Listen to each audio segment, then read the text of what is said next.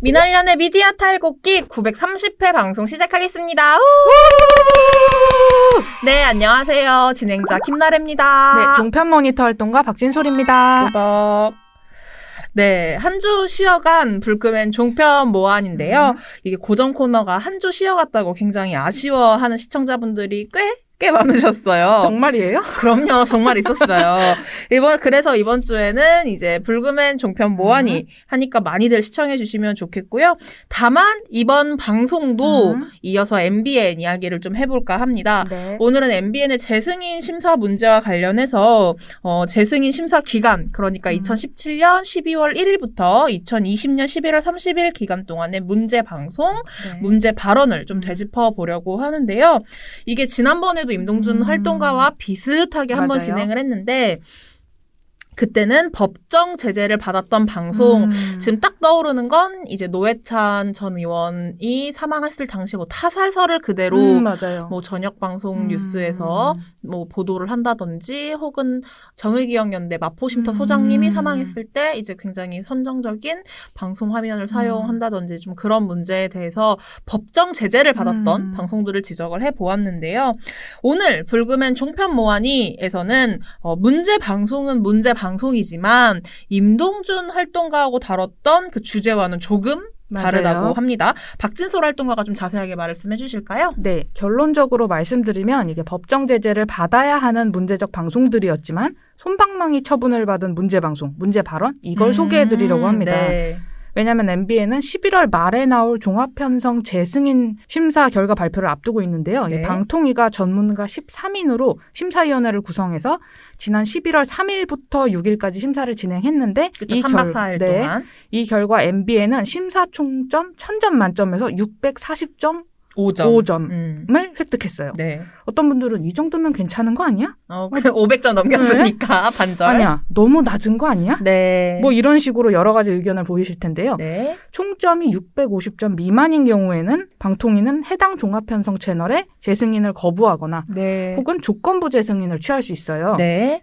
행정절차법상 청문 절차를 통해서 심사 과정에서 지적된 문제점 그리고 개선 방안에 대해서 MBN 입장을 확인할 예정입니다. 근데 여기서 함께 알아둬야 할 부분이 있는데요. 아, 뭐죠? 이 MBN이 앞선 2017년 재승인 심사에서도 651.01점. 아, 정말 한 1점 정도 넘겨서 겨우 턱걸이로 넘어갔었군요. 맞아요. 네. 겨우 650점을 넘어서 조건부 재승인을 받았거든요. 네. 참고로 방통위가 종합편성 재승인 심사에서 평가하는 항목이 방송평가위원회의 방송평가, 방송의 공적 책임, 공정성의 실현 가능성 및 지역 사회 문화적 필요성, 네네. 그리고 방송 프로그램의 기획 편성 제작 및 공익성 확보 계획의 적절성, 네. 그리고 방송 발전을 위한 지원 계획 이행 및 방송 법령 등 준수 여부, 이렇게 총 4가지예요. 뭔가 굉장히 길게 느껴지면 결과적으로는 그냥 방송의 공적 역할을 챙기고 품질 좋은 방송 해라 뭐 요렇게 좀 이야기해볼 수 있겠어요. 네. 2017년 재승인 심사에서 MBN이 이 4가지 항목 중에서 한 가지를 미달하는 점수를 받았어요. 아, 그게 뭐죠? 네, 방송 발전을 위한 지원 계획의 이행 및 방송 법령 등 준수 여부. 여기서 총점이 100점인데 37.06점으로 기준에 미달하는 점수를 얻은 거예요. 네네. 그래서 당시 2017년에 방통위가 이런 재승인 조건을 내걸었습니다. 네. 방송 심의 규정 중 오보, 막말, 편파 조항의 법정 제재 건수를 매년 4건 이하로 유지하라. 아, 매년. 그러니까 2017년, 18년, 19년, 20년 요렇게 그렇죠. 다 매년 4건 이하를 유지해라. 네. 단 오보, 막말, 편파 조항을 보면요. 이 제9조 공정성 조항, 네. 제13조 대담 토론 프로그램 등 조항, 그리고 제14조 객관성, 네. 그리고 제27조 품위 유지, 제51조 방송 언어 조항으로 한정을 해서 재승인 조건으로 명시를 한 거예요. 네. 근데 이게 또 방통위 올해 방통위 뭐 관계자 말을 따르면 네. 이게 올해 심사에서도 지금 방금 이야기했던 방송 발전을 위한 지원 계획의 이행 및 방송 법령 등 준수 여부. 동일한 항목에서 또 미달하는 점수를 받았다는 이야기가 있더라고요. 네, 이제 전체 점수가 650점 미만인 640.5점으로 나왔잖아요. 네. 근데 어디서 미달이 나타났나 하니까 방통위 관계자들이 이 바로 2017년에도 미달하는 점수를 받았던 항목에서 동일하게. 똑같이 미달하는 점수를 받았다. 이렇게 말을 한 거예요. 그렇습니다. 이렇게 재승인 심사 조건이 있었으니 박진솔 활동가가 종편 담당 모니터 네. 활동가로 해당 조건을 위반했는지 뭐 시민은 어땠는지 3년간 방송을 하나하나 좀 이렇게 분석했더라고요. 어떤가요? 네. 역시 결론을 말씀드리자면 이 방통위가 내건 재승인 조건을 MBN이 어기지는 않았습니다. 아, 어기진 않았어요. 네. MBN의 승인 유효 기간이 아까 말씀하셨듯이 2017년 12월 1일부터 올해 11월 30일까지잖아요. 네. 이 중에 방통심의위원회에 심의 안건으로 올라온 MBN의 보도 시사 프로그램 69건의 심의 결과를 제가 살펴봤는데요. 네. 그 결과 방통심의가 가장 최근 심의를 의결한 11월 4일까지 이 MBN이 받은 법정 제재는 11건이었어요. 아, 그럼 11건이니까 매년 그 말던 그 오보, 막말 뭐 요런 거 조항을 어기는 방송을 매년 4건 이하로 유지하라고 했는데 네. 그건 넘기진 않았다. 그러니까 네. 지켰다. 요 말씀이시고 총 11건이었다. 네. 재승인 조건에 해당하는 이 오보, 막말, 편파 조항 위반으로 인한 법정 제재가 5건뿐이었어요. 그런데 모든 조항을 통틀어서 법정 제재를 받은 건 11건이었는데 여기서 방통심의가 재승인 조건으로 4건 조항을 위반해서 받은 법정 제재는 5건이었거든요. 네. 2018년에 3건, 그리고 2019년에 1건, 2020년 현재까지 법정 제재를 1건 받았어요. 그러면은 뭐 2018년 3건 요때 좀 아슬아슬했고 이후로는 그래도 맞아요. 한 건 이렇게 있었다고 이야기를 할 수 있겠는데요. 네. 그렇다면 뭐 2017년에 재승인 받으면서 이제 부여받았던 조건 네. 얘기했던 뭐 오보 막말 하지 말아라 매년 뭐 법정 제재 관련한 조항으로는 이제 4건 이하로 유지해라 이런 거를 다 지키기도 했고 맞아요. 그리고 또 오늘 함께 방송을 보시는 이제 종편의 붉은 무한이 자주 보시는 분들은 좀 알 거예요. TV조선이랑 채널A가 진짜 너무 자주 등장하거든요. 그래서 약간 맞아요. MBN이 저희 그 방송에서 뒤로 밀리는 경향이 있어요. 그래서 좀 이런 것들을 두루두루 살펴봤을 때, 좀 그래도 MBN은 좀 준수하다고 할까요? 뭐 품질 좋은 방송을 하고 있는 것이 아니냐. 그렇게 또 이제 해석을 하실 수도 있을 것 같은데 어떤가요? TV조선이랑 채널A가 MBN에 비해서 잘못된 보도를 하고 그로 인해서 행정지도나 법정 제재를 많이 받았기 때문에 그렇게 생각하실 수는 있지만 워낙 비정상적으로 그렇죠. 뭐 네. 많이 해서. 그런데 MBN이 이 준수한 방송을 했다. 이렇게 보기는 좀 어려운 것이 네. 이 방송 심의 규정 중에서 오보 막말, 편파 조항의 법정 제재 건수를 셀 때요. 네. 제21대 국회의원 선거, 그러니까 일명 4.15 총선이죠. 네. 이 기간 중 선거방송 심의에 관한 특별 규정 위반으로 인한 법정 제재는 재승인 조건에 포함을 시키지 않았습니다. 그러니까 선거방송 관련해서는 맞아요. 오보, 막말 뭐 이런 게 나온다고 할지라도 대상에 들어가지 못했다. 그렇죠. 이때 분명 문제적 방송이 있었지만 이거는 제외됐다는 거, 그 네. 점이 또 중요하고요. 또 MBN 재승인 유효 기간이 아까도 계속 말했지만 2017년 12월 1일부터 올해 11월 30일까지라고 했잖아요. 네. 그래서 2017년 12월 1일부터 네. 그리고 올해 가장 최신으로 나온 심의 결과가 11월 4일까지 결과거든요. 네. 요때 나온 심의 결과를 살펴봤어요. MBN 보도 시사 프로그램에 한정해서요. 네. 그런데 법적 구속력은 없지만 이 문제 방송을 했다라고 볼 수 있는 행정지도가 42건. 그리고 법정 제재는 11건을 받은 거예요. 어허. 그리고 오보 막말 편파 조항 위반으로 방통위가 심의를 했던 MBN의 보도 시사 프로그램 중에서 문제 네. 없음 그리고 행정지도라는 결과를 받은 것들이 있었는데 여기서 좀 이런 결과가 나오는 것이 과연 맞는가 이렇게 의구심이 드는 경우가 꽤 있었습니다. 네, 그렇습니다. 박진솔 활동가랑 이제 방송 이야기를 좀 진행을 해볼까 하는데 어떤 방송에 방심위가 문제 없음 혹은 행정지도 수준의 결정을 내렸길래 박진솔 활동가가 방심위 결과에 의구심이 든다라고 네. 이야기를 했는지 좀 이야기를 해보도록 하겠습니다. 그래서 오늘 방송은 문제 방송뿐만이 아니라 방심위원들이 도대체 심의에서 맞아요. 무슨 이상한 말을 했는지도 같이 이야기를 해보려고 해요. 박진솔 활동가가 이 문제없음 16건 그리고 행정지도 42건 총 58건 중에서 네. 뽑은 문제 방송이 6건이었는데 네. 어떤 기준으로 문제 방송 6건을 꼽으셨나 좀 궁금하네요. 네. 이 방송 심의 규정이 여러 가지가 있는데 네. 기본적으로 방통위가 재승인 조건으로 내건 것이 오보 막말 편파 조항. 네, 이걸 네. 어기지 말라고 한 거잖아요. 네, 그렇죠. 예. 심의 결과가 이 조항을 위반한 정도에 비해서 비교적 가볍게 내려진 것 아닌가. 이런 경우를 좀 택해봤어요. 네. 그리고 언론사들이 공통된 이슈를 많이 다루다 보니까 잘못된 보도로 함께 심의를 받는 경우도 적지 않은데요. 아, 그렇죠. 이렇게 공통된 이슈로 잘못된 보도를 내놓은 것은 제외하고 네. MBN이 시사대담 프로그램이나 아니면 보도 프로그램에서 홀로 잘못된 보도를 한 경우만 택했습니다. 네. 오롯이 MBN이 이 종합편성 채널로서 그 의무를 다했는지 제대로 살펴볼 수 있는 사례만 택한 겁니다. 너무 멋있는데요. 왜냐하면 이게 제가 방송을 하고 싶다고 아이템을 이야기하니까 박지선 활동가가 진짜 며칠을 계속 그 방심위 홈페이지를 들어가서 3년치를 다 내려서 본 거잖아요. 왜냐하면 그게 미리 보기가 안 돼요. 저도 봐서 알지만 미리 보기가 안 돼서 회의록을 하나하나 다 봐야 되거든요. 그래서 무슨 조항으로 얘기를 했는지 해서 정말 오늘 방송 참 좋은 와우. 내용으로 아주 다른 데선 찾아보시기 힘든 이야기를 할 것이다라고 말씀을 드리고요. 본격적으로 문제 방송 그리고 방심위의 판결 이야기로 좀 들어가 보도록 하겠습니다. 네. 전해드릴 첫 번째 이야기는 뭔가요? 네. 2017년 6월 20일에 방송된 MBN 뉴스와이드인데요. 이날 방송은 같은 날 6월 20일에 자유한국당 원내대책회의에서 김정재 원내대변인이 자신의 휴대전화로 보좌관에게 오늘은 그냥 조국 조지면서 떠드는 날입니다. 네. 이런 문자를 보내서 문제가 된 걸 주제로 대담한 거예요. 네. 그런데 조국 조지는 날이라는 자막을 장시간 화면에 노출해서 문제가 됐습니다. 조국 조지면서 떠드는 날이다. 이거를 자막에 장시간 동안 그렇죠. 냈다고요? 네. 네. 그래서 방송 심의 규정 중에 제51조 방송 언어 사망 방송은 바른 언어 생활을 해치는 억양, 어조, 비속어, 은어, 네. 저속한 조어 및 욕설 등을 사용해서는 아니 된다. 네, 네. 이걸 위반했다는 문제가 제기돼서 심의 안건으로 올랐어요.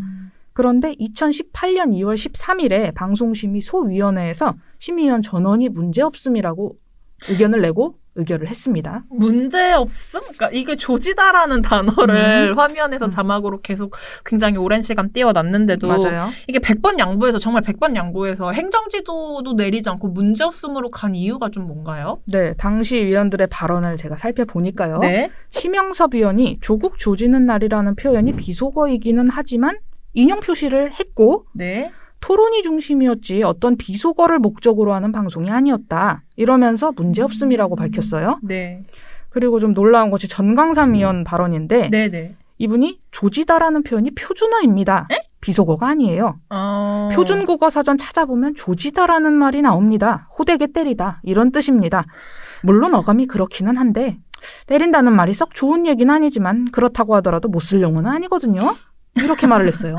근데 정광삼 위원 말대로 정말 그 조지다가 비속어는 아닌 거예요? 네. 조지다가 표준 국어대사전에 속되게 일신상의 형편이나 일정한 일을 망치다. 그리고 호되게 때리다. 이렇게 뜻이 있거든요. 네네. 정광삼 위원이 말한 대로 표준 국어대사전에 조지다가 비속어로 올라와 있지 않은 건 맞아요. 그런데 이 전 위원 발언이 언어의 사회성을 무시한 게 아닌가 이런 생각이 듭니다. 언어의 사회성이라는 게 언어는 그 언어를 사용하는 사람들 사이의 약속이다. 이런 뜻인데 언어 자체가 가진 뜻만큼이나 사회에서 사람들이 어떠한 뜻으로 사용하고 있는지 이건 역시 중요하다는 것인데요.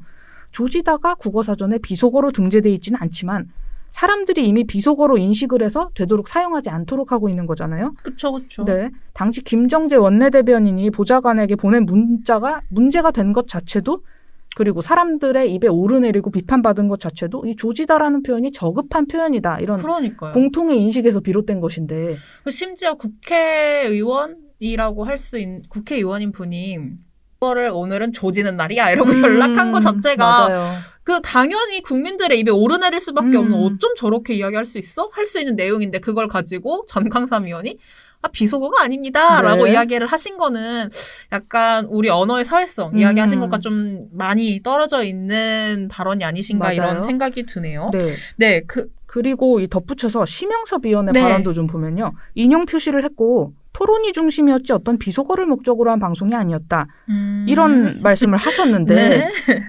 방송심의소위원회는 2020년 10월 21일에 회의를 열고서요. 네. 예능 프로그램에서 정체불명의 신조어와 저속한 표현, 불필요한 외국어 혼용 표현 등을 남발한 7개 방송사에 대해서 주의를 의결했거든요. 근데 이 해당 예능 프로그램도 시청자에게 재미를 주려는 목적으로 제작되었지만 신조어나 저속한 표현 그리고 불필요한 외국어 혼용 표현이 대중에게 미치는 부정적인 영향을 고려를 해서 방송심의소위원회에서 주의를 의결한 거잖아요. 네, 그렇죠. 그러니까 방송이 아무리 좋은 취지를 갖고 있다고 해도 그와 별개로 대중에게 미치는 영향이 큰 방송 언어는 정제돼 있어야 한다. 그러니까 이런 걸 보여주는 거잖아요. 저희가 항상 전에 한글날 특집에서도 말씀드렸지만 맞아요. 방송이라는 점을 다시 한번 우리는 생각해야 된다. 맞아요. 저희가 뭐 유튜버 방송에서 그러시면 저희도 이렇게까지 지적 안 하죠. 근데 맞아요. 그러니까 방송이시라는 점을 다시 한번 본인들의 역할을 생각하셨으면 좋겠다 말씀드리고요. 네, 다음은 그 비속어를 자막에 띄우는데 그치지 않고 심지어 출연자가 대놓고 비속어를 묘사했는데도 크게 문제 삼지 않은 것이라고 하는데 이건 또 뭐예요? 네, 이거는 문제없음이란 결과가 나온 건 아니었지만 네. 또 문제 방송에 비해서 너무 가벼운 수준의 행정지도로 의결돼서 문제였다. 네, 네. 이것인데요.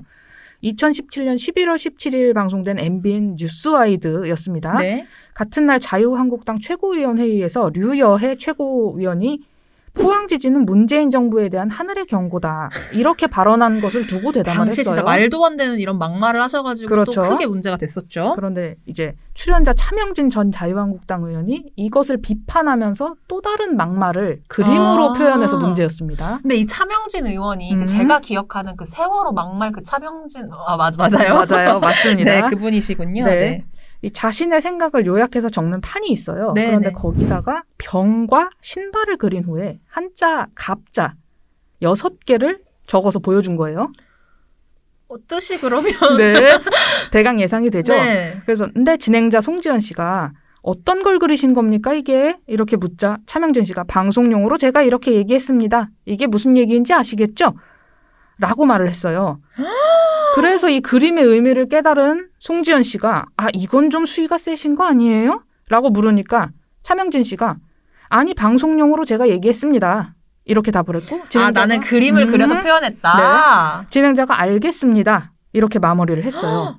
네, 이거를 지금 혹시라도 너무 순수하셔서 네. 이해를 못하신 분들이 있을 수 있는데 병을 하나 그려놓고 신발을 그려놓고 그 갑을 관계 뭐 이런 거 할 때 네. 갑자 그거를 6개 그린 게 뜻이 결국엔 뭐냐면 이게 병신 육갑이라는 네, 맞아요. 거잖아요. 네. 차명진 씨가 이제 그림으로 본인이 만평이라면서 표현을 한 게 뭐냐면 되지 못한 자가 엉뚱한 짓을 한다. 이런 뜻의 병신이 육갑하다. 이런 관용구를 그림으로 그린 거예요. 네. 표준 국어대사전에 따르면 병신은 모자라는 행동을 하는 사람을 낮잡아 이르는 말이고요. 그렇죠. 육갑은 남이 하는 언동을 비속하게 이르는 말이라고 네. 나와 있어요. 네. 그러니까 명백하게 비속어를 그림으로 옮긴 것이라서 진행자도 수위가 좀 센 것 아닌가 이렇게 지적을 했는데 차 씨가 이거 방송용이다 이렇게 얘기를 하니까 또 별다른 제지 없이 넘어간 거예요. 너무 황당해요. 물론 저도 그 류여해 의원 당시 의원이 한 거는 정말 충분히 비판받아 마땅하고 이거에 대해서 얼마든지 그거에 대해서 이제 논의를 할 수 있겠지만 또 이렇게 또 표현을 하시니까 그렇죠. 너무 네. 없다. 근데 또 이제 방심위는 어떻게 결론을 내린 거죠? 왜 네. 행정지도인지. 심의위원들이 이 비속어에 해당하는 표현을 사물을 이용한 그림으로 묘사하여 특정인에 대해 조롱 또는 희화화하는 듯한 내용을 방송한 것은 심의 규정 위반이지만 정치인을 풍자적으로 비판한 만평으로 이해된다. 이러면서 낮은 수준의 행정지도인 의견 제시를 내린 겁니다. 근데 사실 이뿐만이 아닙니다. 이 출연자 차명진 씨가 문제 발언을 여러 차례 한 인물이에요.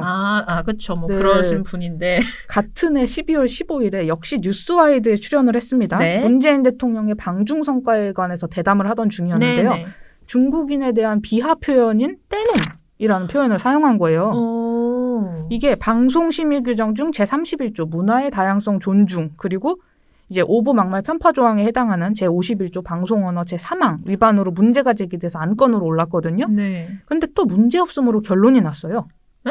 그것도요? 왜 이렇게 표정이 왜 이렇게 아니 표정이 너무 방중 그거에 대해서 근데 떼놈은 왜 나온 거예요?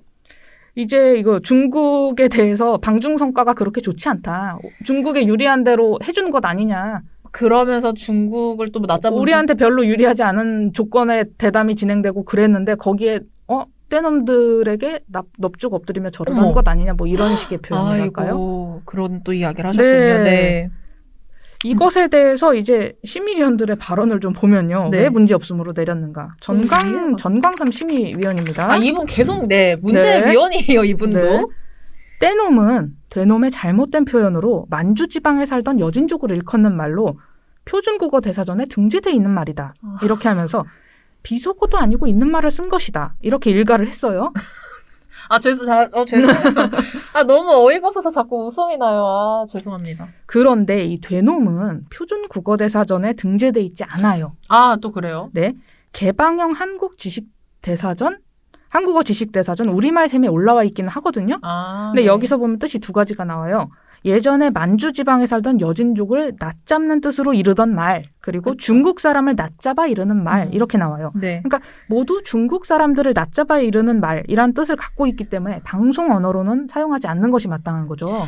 그쵸. 그런데 지금 2017년부터 솔직히 지금 올해 저희가 불금엔 종편 모한이를 거진 한 그래도 2-3개월 정도 맞아요. 진행을 하고 있는데 함께 계속 보시는 분들이라면 얼마나 잘못된 부적절한 자막 사용부터 해가지고 출연자들의 부적합한 용어에 대해서 계속 문제적인 방송이 벌어지고 있는지 네. 다들 좀 잘 아실 것 같아요. 네.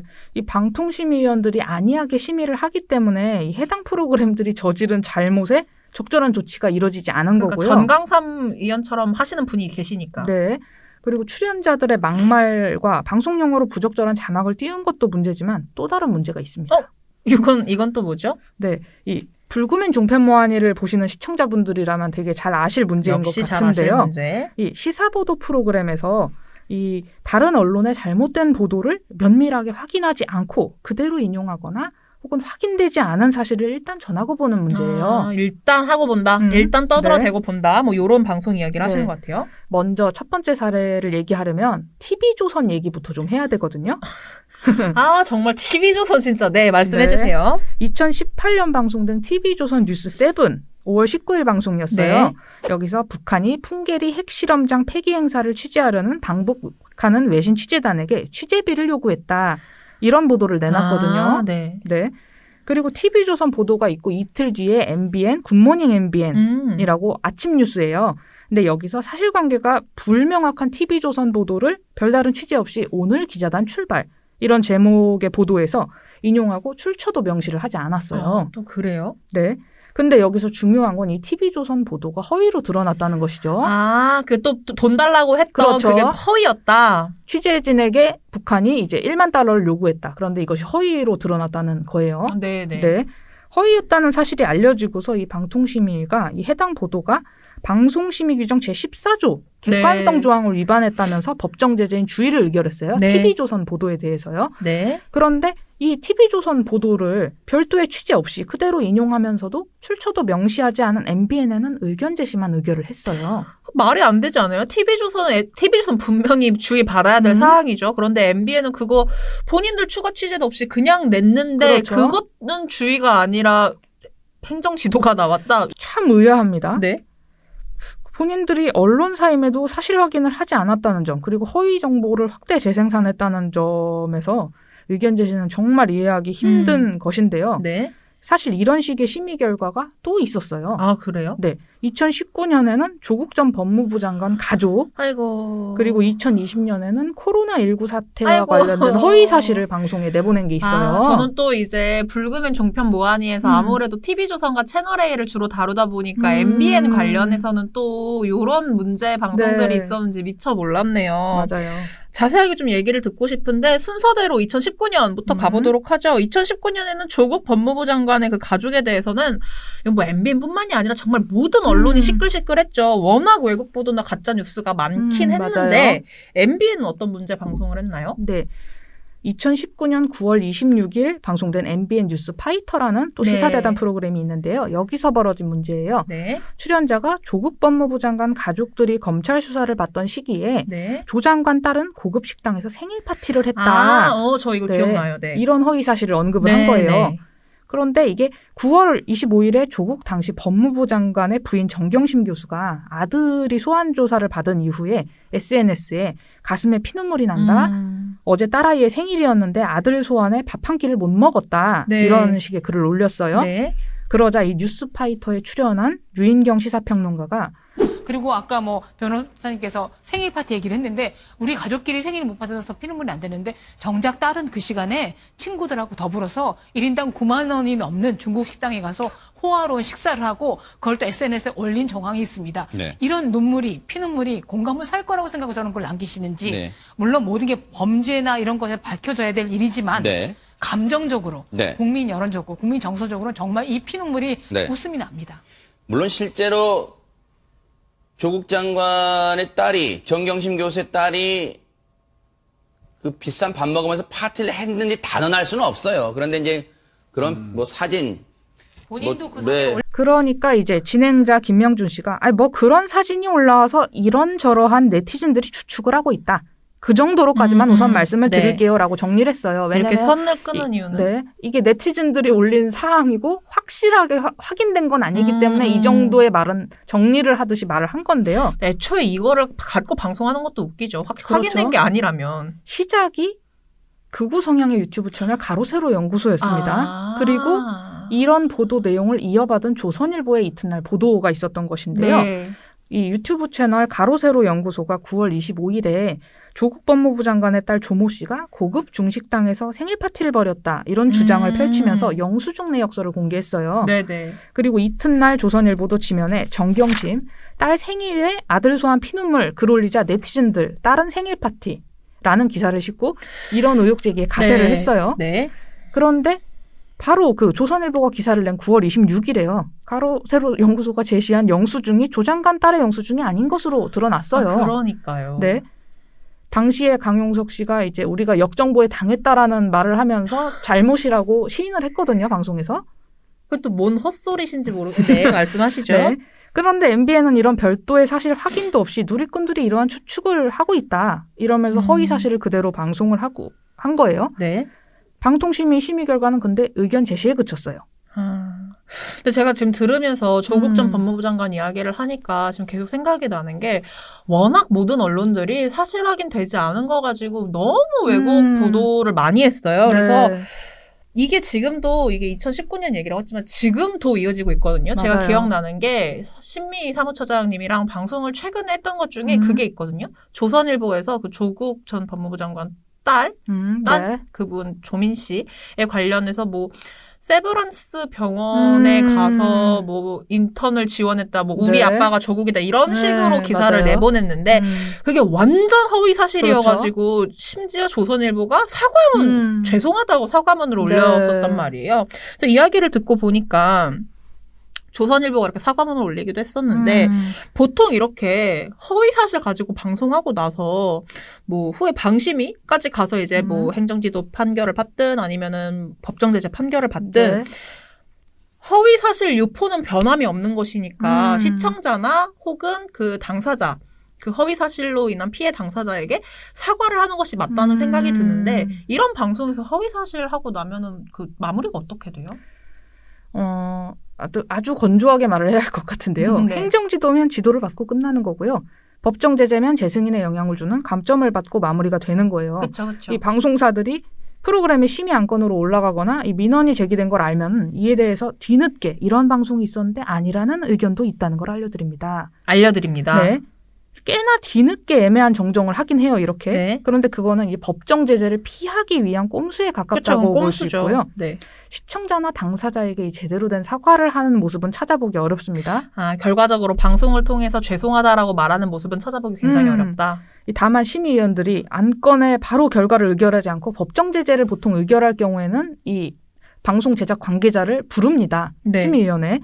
그러면 이제 의견 진술을 듣는데 이때 심의위원들에게 이 방송 관계자들이 매우 저자세로 죄송하거나 사과드린다는 말을 해요. 좀 더 유의해 보도했어야 하지 않나 이런 생각이 든다는 말도 심의위원들에겐 합니다. 그러니까 이게 이해가 안 되는 게 마치 그거 같아요. 보통 가해자가 피해자한테 사과는 하지 못하고 법원 맞아요. 가면은 그렇게 판사님들한테 죄송하다고 하듯이 맞아요. 좀 그런 자세를 보이고 있는 것이 아닌가 생각이 드는데 법정 제재를 받으면 보통 방송사들이 파란 화면에 흰색 글씨를 띄어서 이 방송은 방송통신심의위원회의 제재 맞아요. 조치 결정에 따른 어쩌고 저쩌고 무한 방송입니다. 삐 하면서. 그렇죠. 이렇게 띄어서 무슨 조항을 위반해서 무슨 조치를 받았다 이렇게 사과문을 띄우는데요. 네. 법정 조치로 인해서 하는 조치에 불과하다 이런 생각이 들고요. 법정 제재로 인한 조치에 불과하다. 보도할 때는 꽤나 긴 시간을 할애하면서 얘기를 하고 사과는 왜 당사자들에게 하지 않고 화면에 자막과 아나운서 목소리만 이렇게 띄어서 하는 것인지. 그러니까요. 네. 그것도 너무 공감이 되고 참 사과받을 사람은 따로 있는데 맞아요. 그냥 얼렁뚱땅 넘어가는 그런 행동들이 참 이해가 되지 않는다 이렇게 좀 말씀을 드리고 싶네요. 네. 마저 이어서 2020년 코로나19 관련해서도 한번 이야기를 해주실까요? 어떤 네. 문제 방송이었는지. 이번에도 이 MBN이 충분한 취재 없이 보도를 한 사안인데요. 네. 심지어 뉴스 프로그램에서 벌어진 허위사실 보도였어요. 네.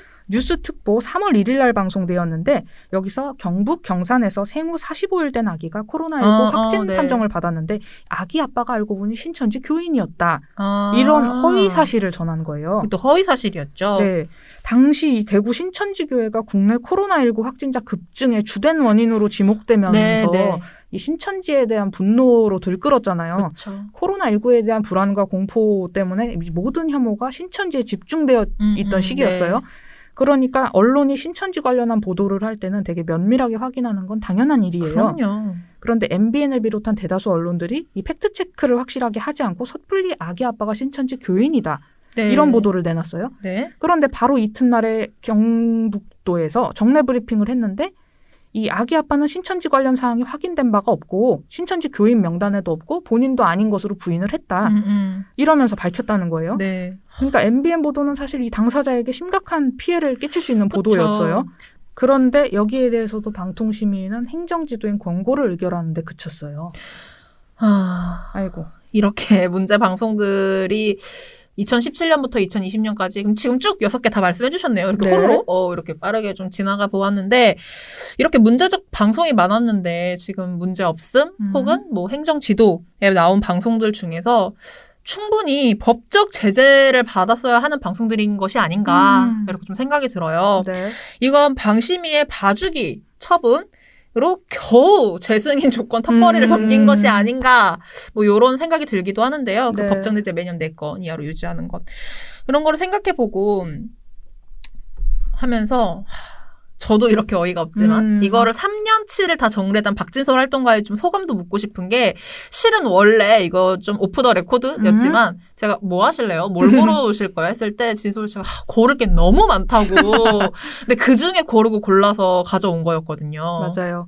이 방송심의 규정에는 방통위가 재승인 조건으로 내걸었던 오보, 막말, 편파 조항 말고도 여러 가지 조항들이 있잖아요. 네. MBN이 방송심의 규정을 어겨서 안건으로 올랐지만 뭔가 비교적 낮은 수위의 제재를 받은 경우가 더러 또 있었다는 건데요. 네. 제46조를 보면 광고 효과 조항이 있어요. 네. 특정 상품 서비스나 기업에 광고 효과를 주어서는 안 된다. 이런 네. 조항인데 MBN이 저녁 종합 뉴스에서 이 신기술을 소개한다면서 특정 기업의 제품을 노골적으로 홍보하는 모습을 보여주기도 했거든요. 뒷광고네요. 그런데 의견 제시나 권고 등 행정지도만 받았어요. 아하. 신기술을 알리려는 그 취지를 감안하여서요. 네. 그리고 인권 감수성이 떨어지게 장애인 인권을 침해하는 보도를 해서 또 방송은 부당하게 인권을 침해하지 않도록 해야 네. 한다는 인권보호 조항을 어기기도 했어요. 네. 그리고 우리가 뉴스에서 많이 보는 건데 폭력 행위가 나오는 CCTV나 블랙박스 네. 장면을 정말 그대로 많이 내보내요. 이렇게 과도하게 보여주면 또 폭력 묘사 조항을 얻게 되거든요. 네. 이런 경우도 있었어요. 그런데도 제가 오보, 막말, 편파 조항을 어기고 경미한 심의 결과를 받은 것을 사례로 택한 것은 이게 종합편성 채널에게 요구되는 정말 최소한의 요건이기 때문이거든요. 그러니까 오늘 미디어 탈곡기를 시청하시는 분들이 MBN 그리고 다른 종합편성 채널을 시청하실 때 이러한 최소한의 조건을 이 채널들이 잘 지키고 있는가를 살펴보시면서 종합편성 채널들이 시청자에게 유익한 방송을 하고 있는가 이런 문제까지 판단을 해보시면 좋을 것 같아요. 네, 오늘 박진솔 활동가가 이렇게 참 흥미롭다고 해야 될까요? 화가 난다고 해야 될까요? 이런 방송을 준비해서 함께 진행해 보았는데 네. 다들 뭐 재밌게 그래도 재밌게 보실 때는 음. 재밌게 봐주시고 같이 화도 내주시면 너무 좋을 것 같고요. 저희 오늘 방송은 여기서 마무리하도록 하죠. 네. 네, 마무리하고요. 다음 주 방송은 전태일 열사 50주기를 맞이해서 노동 관련 보도 문제, 한국 언론의 보도 문제를 좀 짚어보려고 하니까 그것도 많은 관심 갖고 봐주시길 바랍니다. 네. 미나일란의 미디어 탈곡기는 내일도 열심히 털어드리겠습니다. 탈탈탈 안녕!